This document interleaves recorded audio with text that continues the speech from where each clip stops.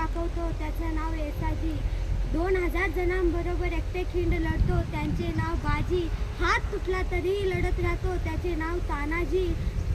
8 तासात दिल्लीहून पुण्याला घोडा आणतो त्यांचे नाव संताजी.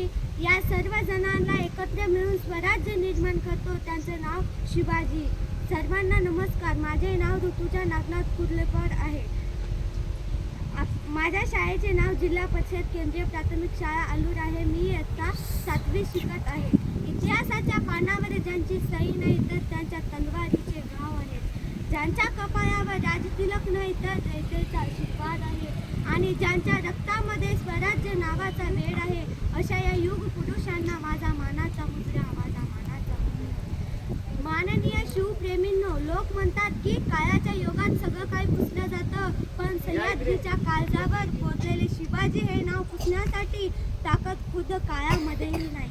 ज्या काळी आकाशाकडे डोळे लावून बसलेल्या रयतेची नशिबी फक्त गुलामीचा अंधार होता, त्या काळी शिवनेरीवर एक ठिणगी पडली. ती ठिणगी म्हणजे छत्रपती शिवाजी महाराज.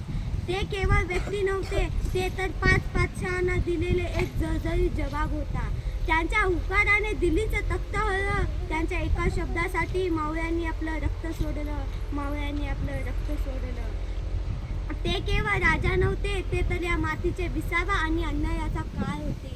महाराजांनी शिकवलं की वाघाचे सुळे आणि शत्रूचे डोळे उपडण्याची ताकद ज्याच्या मनगटात असते त्याला शिवराया म्हणतात.